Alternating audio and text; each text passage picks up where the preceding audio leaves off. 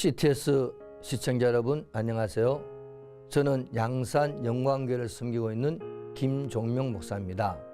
이 시간에는 이때를 위함이 아닌지 누가 알겠느냐라는 주제로 함께 은혜를 나누고자 합니다.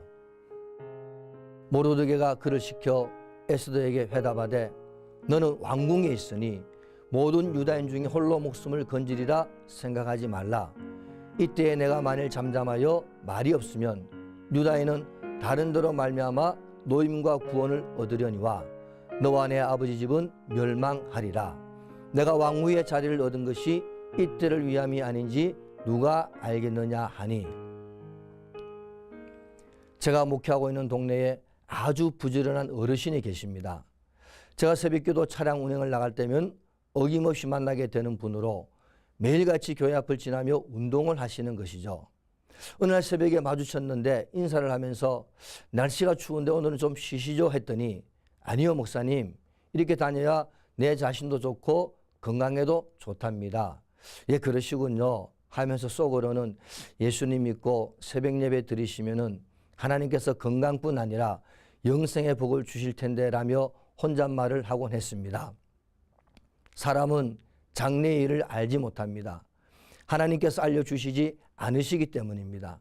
그러나 지금 내가 살아가고 있는 현실의 모습이 장래에 내가 될 어떤 일에 대한 준비가 된다고 한다면 우리는 삶의 자세를 좀 더 성실하게 가지게 될 것입니다. 오늘 우리가 읽은 성경은 에스더의 일사각오의 기도로 몰살을 당할 뻔했던 유대 민족이 위기를 모면하게 된 아주 드라마틱한 내용을 기록하고 있습니다. 오늘 본문을 보면 에스더가 당시 거대한 바사 제국의 왕후가 된 이유에 대해서 말씀을 하고 있습니다. 그렇게 된 이유를 모르드게가 말합니다. 이때를 위함이 아닌지 누가 알겠느냐.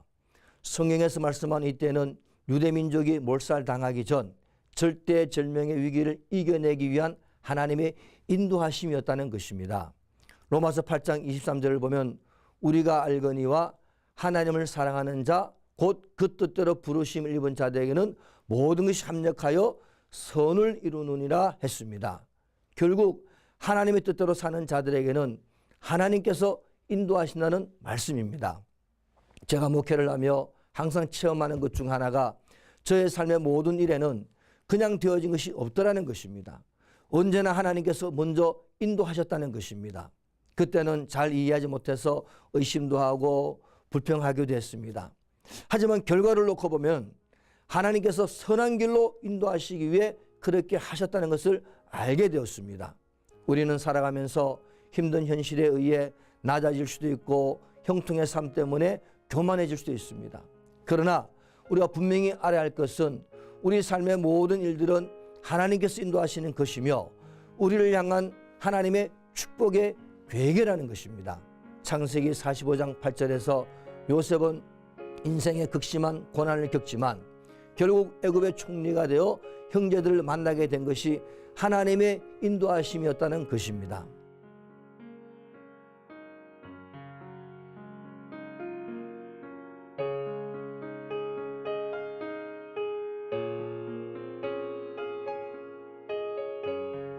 사랑하는 CTS 시청자 여러분, 지금 이 순간에도 하나님은 우리를 위한 최선의 계획을 가지고 계십니다.